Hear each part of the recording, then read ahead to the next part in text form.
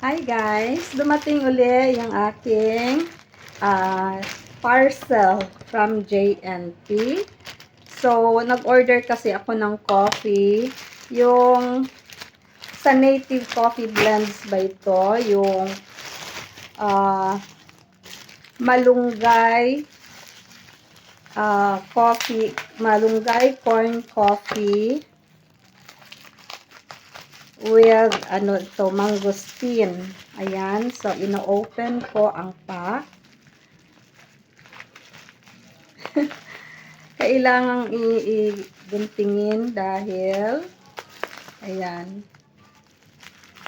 So, dalawa ang in-order ko. Kasi guys, hindi ako po pwede sa coffee ngayon at nag-palpitate ako. So, mas pinili ko na ngayon yung ganito.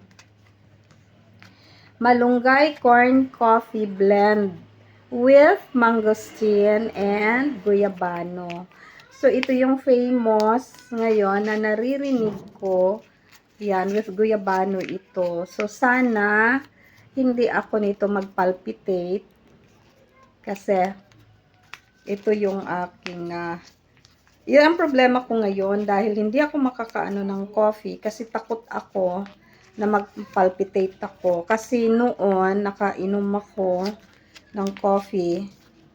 Ay, grabe, hindi ako pinatulog. Tapos, ang lakas ng palpitation ko sa puso at parang hindi ako makahinga.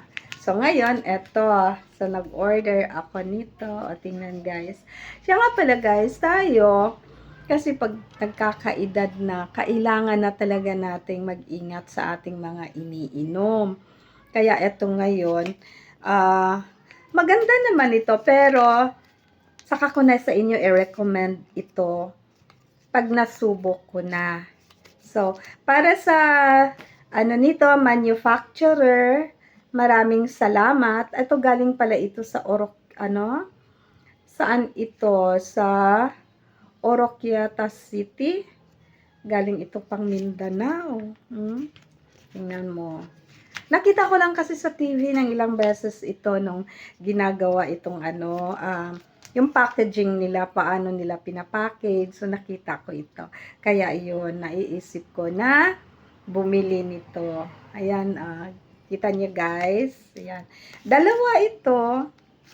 Ayan. So, carry naman ang presyo. Kasi kahit ang presyo naman medyo, yun nga lang, may kamahalan siya sa mga natural, sa mga common na nating iniinom na kape. Pero wala siyang ng sugar.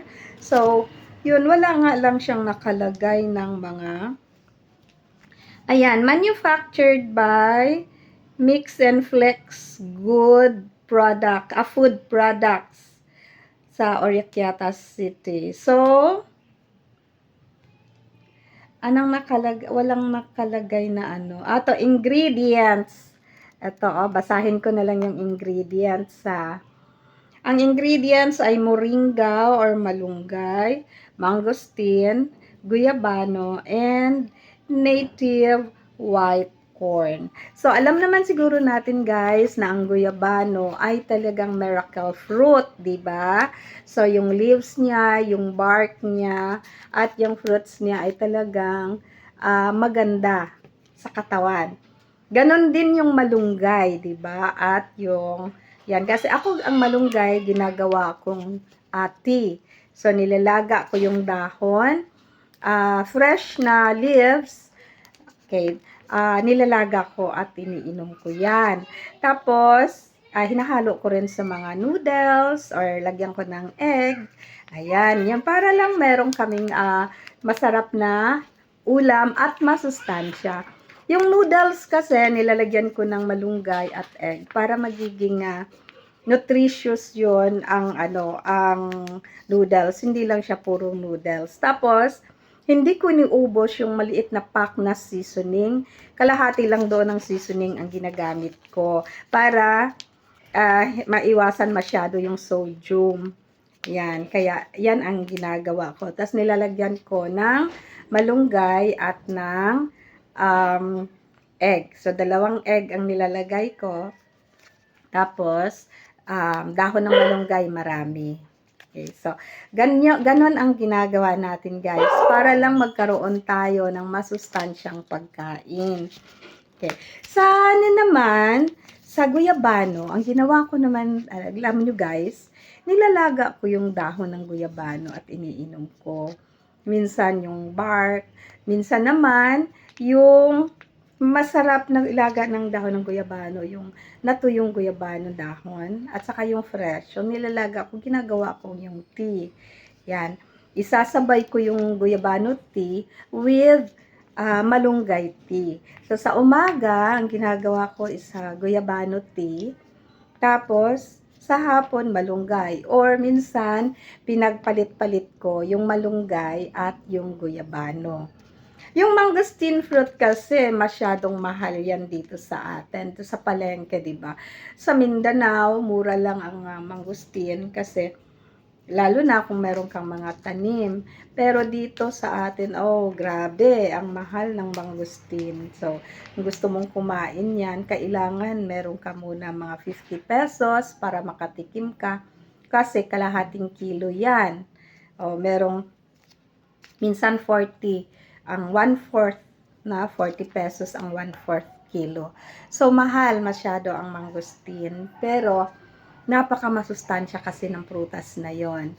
Ang guyabano kasi bihira din yan sa palengke. So, seasonal ang guyabano. Kung hahanapin mo siya, kung may puno ka ng guyabano, napakaganda, no? Swerte mo kung may puno ka ng guyabano at malakas magbunga, at ganun din sa mga fruits na malakas magbunga. Pero yung malunggay, meron kaming mga tanom. Marami kaming tanim dito na malunggay na mapakinabangan talaga namin ng gusto. So, sa mga gulay, yung dahon ng malunggay ay nilalaga namin o nilalagay sa mga gulay. At pati yung bunga ng malunggay, nagagamit yun eh. Masarap yun. Pero hindi ko inaano yung bunga. Hindi ako marunong mag-ano ng bunga ng malunggay. Ang sa akin lang yung dahon ng malunggay, lagi kong ginagamit talaga yon sa mga gulay at hinahalo ko sa aking mga pagkain.